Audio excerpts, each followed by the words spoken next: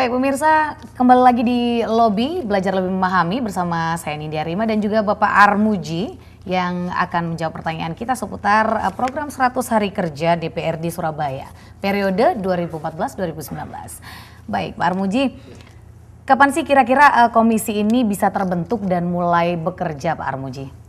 Ya nanti perkiraan saya 1 minggu ke depan kalau pansus tatip itu sudah selesai, tentunya kalau bentuk alat kelengkapan dewan, insya Allah 1-2 hari selesai. Karena apa? Enggak lama-lama. Karena apa? Karena kalau semua fraksi sudah menyetorkan nama-nama di mana anggotanya akan didudukkan di alat kelengkapan dewan manapun, kita akan memfasilitasi itu akan lebih mudah lagi.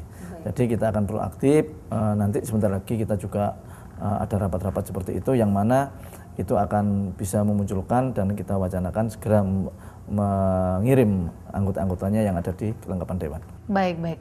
Lalu terkait dengan urgensi BK Pak, Badan Kehormatan, ini kan kabarnya masih belum terbentuk ya Pak ya? Baik. Ini bagaimana Pak? Apakah akan dibentuk dalam waktu dekat atau masih lihat-lihat suasana dan kondisi? Jadi gini, BK itu termasuk adalah alat kelengkapan dewan juga. Dari 5 unsur alat kelengkapan dewan termasuk BK. Jadi yang namanya Badan Kehormatan itu nanti pimpinannya ada ketua dan wakil ketua. Dan dibantu oleh anggota. Ada 5 anggota yang nanti duduk di BK itu.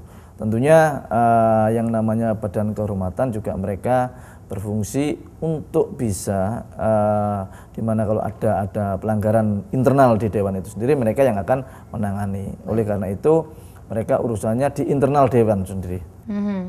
Urusannya tugas dan fungsi BK ini sebenarnya hanya di internal dewan di itu internal sendiri, dewan ya, itu sendiri tugas BK itu. Jadi kalau keluar itu sudah mereka tidak punya suatu kewenangan. Artinya kalau ada pelanggaran-pelanggaran yang menyangkut moral, menyangkut etika dan segala macamnya, itu yang ngurusnya adalah BK. Baik. Lalu BK ini ditentukan atau dipilih secara langsung atau seperti apa Pak? Oleh siapa? Ya tentunya dipilih secara langsung. Nanti di tata tertib itu mengatur masalah pemilihan BK. Disitulah nanti mereka akan bisa mempunyai pimpinan dan anggotanya. Baik.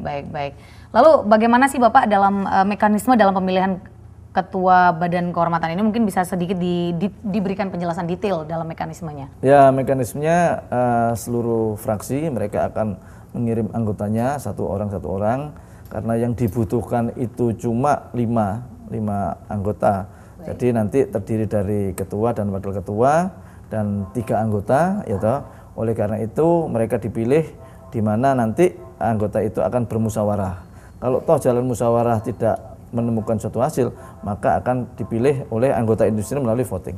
Baik. Kalau musyawarah tidak berhasil, voting lalu digunakan seperti itu ya Pak ya.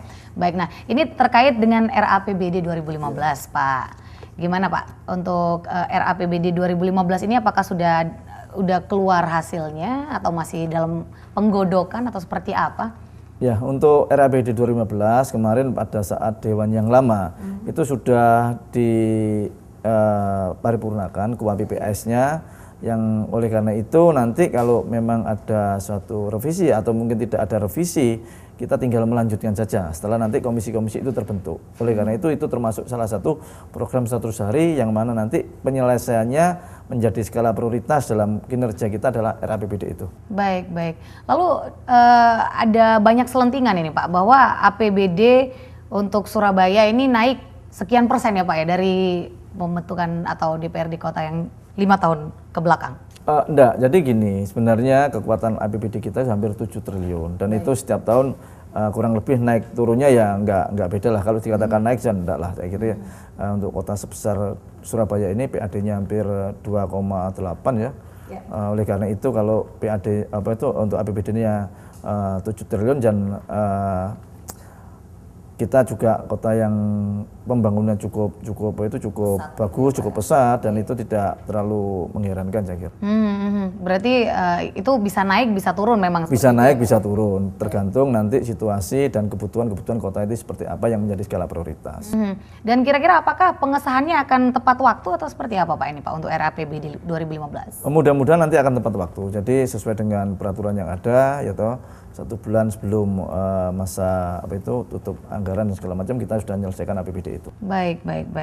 Dalam APBD 2015 ini kira-kira program pembangunan yang menjadi skala prioritas apa Pak untuk DPRD yang periode baru? Ya sebenarnya untuk skala prioritas sesuai dengan undang-undang kayak pendidikan, terus kesehatan itu sudah terpenuhi. Artinya bahkan melampaui, kalau undang-undang pendidikan itu 20%, kita pendidikan hampir 30%.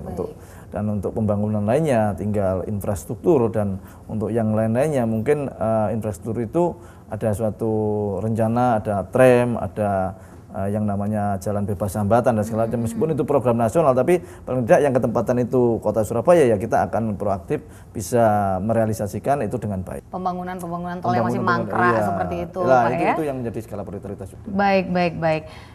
Ini terkait Raperda sekarang, Pak ya.